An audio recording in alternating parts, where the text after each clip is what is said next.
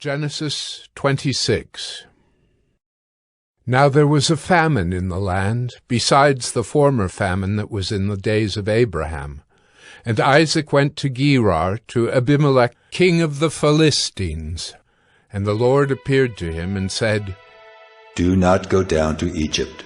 Dwell in the land of which I shall tell you. Sojourn in this land, and I will be with you and will bless you.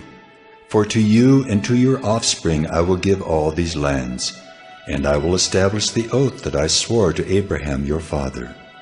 I will multiply your offspring as the stars of heaven, and will give to your offspring all these lands. And in your offspring all the nations of the earth shall be blessed, because Abraham obeyed my voice and kept my charge, my commandments, my statutes, and my laws. So Isaac settled in Gerar. When the men of the place asked him about his wife, he said, She is my sister. For he feared to say, my wife, thinking, Lest the men of the place should kill me because of Rebekah. Because she was attractive in appearance. When he had been there a long time, Abimelech, king of the Philistines, looked out of a window and saw Isaac laughing with Rebekah, his wife.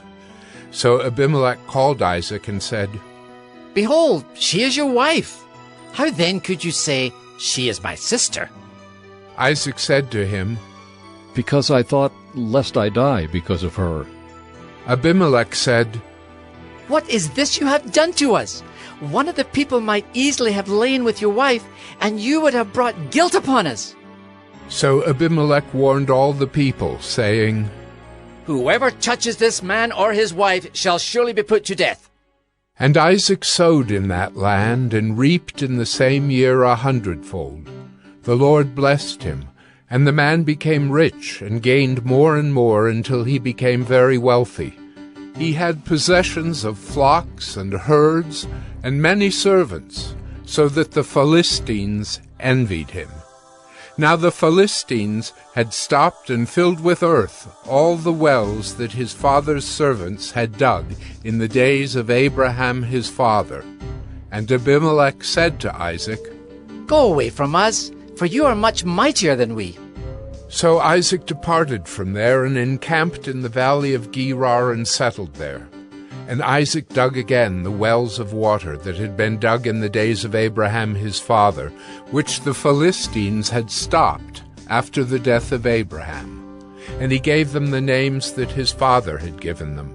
But when Isaac's servants dug in the valley and found there a well of spring water, the herdsmen of Gerar quarreled with Isaac's herdsmen, saying, The water is ours.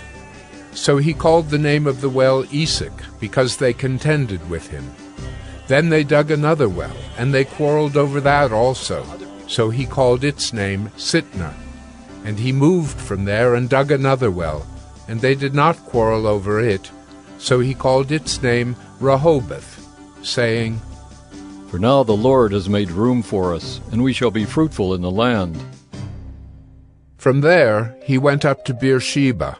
And the Lord appeared to him the same night and said, I am the God of Abraham your father.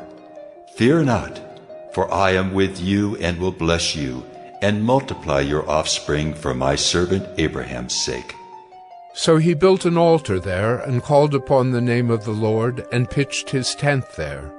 And there Isaac's servants dug a well. When Abimelech went to him from Gerar with Ahuzzath his adviser and Phicol the commander of his army, Isaac said to them, Why have you come to me, seeing that you hate me, and have sent me away from you? They said, We see plainly that the Lord has been with you.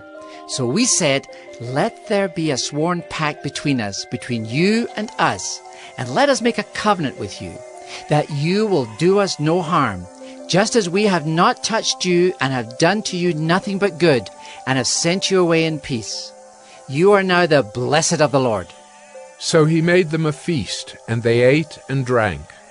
In the morning they rose early and exchanged oaths. And Isaac sent them on their way, and they departed from him in peace. That same day Isaac's servants came and told him about the well that they had dug, and said to him, "We have found water." He called it Shibah. Therefore the name of the city is Beersheba to this day. When Esau was 40 years old, he took Judith, the daughter of Beeri the Hittite, to be his wife, and Basemath, the daughter of Elon the Hittite, and they made life bitter for Isaac and Rebekah.